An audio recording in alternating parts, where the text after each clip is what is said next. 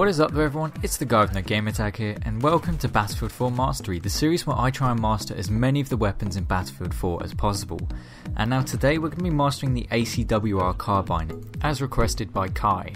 And this is a fully automatic carbine with an 880 rounds per minute rate of fire, which is very high rounds per minute and makes it an extremely effective weapon in close quarters.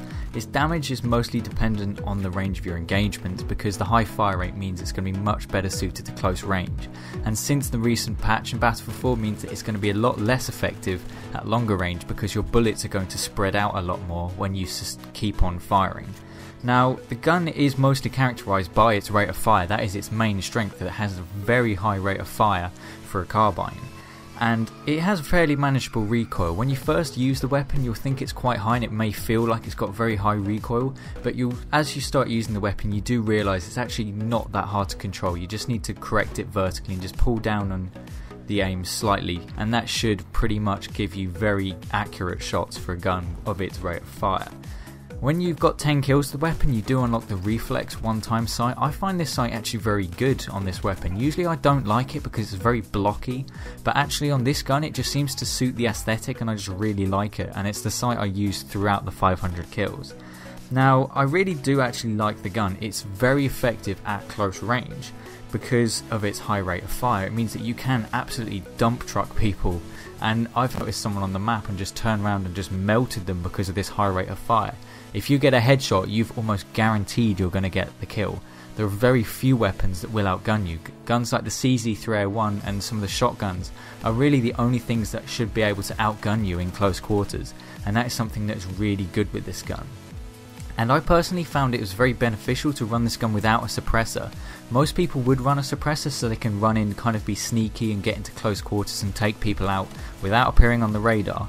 However, I found it very useful to not use a silencer because then you can actually draw enemies. Enemies will see that red triangle on the minimap and they will be drawn to your location because they think, oh, it's an easy kill, this person is probably very weak. But actually you can draw them towards you and get them within your ideal range, which is a tactic that I use so much. I would just let the enemies come to me, they would get into my gun's ideal range and I could just melt them because I had a much higher rate of fire. And that was just something I found to be very useful with this weapon because it really does suit an aggressive playstyle, because you can just run in, melt people, and it does have a very good reload. It has a very quick reload time, which means it is just an ideal gun for aggressive play. And I did have a lot of good times when I was playing with this weapon just because it was very good for close quarters. You can use it at medium and longer ranges, but you need to tap fire it because the bullets will spread out a lot more when you keep firing, and generally it's just not designed to do longer range. It's very much a closer quarters weapon and it is just extremely effective. Now in terms of loadouts I'd recommend, I use the stubby grip on this weapon. The other grips are very good, but I just found the stubby grip massively reduced the recoil, and I didn't find the benefits of an ergo grip to benefit the weapon that much because the recoil reduction made this gun like a laser beam. When you just did a small vertical correction, it meant that the vertical correction you had to do was very little, and it made it very easy to aim and get headshots, which guarantees you the kills.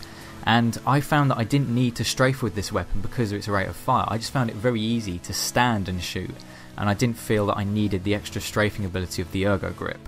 I also used the muzzle brake because that reduces your vertical recoil even more, and that just makes it even more of a laser beam, because funnily enough this gun, when you give it the right attachments, can be extremely accurate, especially in close range, and it just becomes an absolute powerhouse when you run it like this.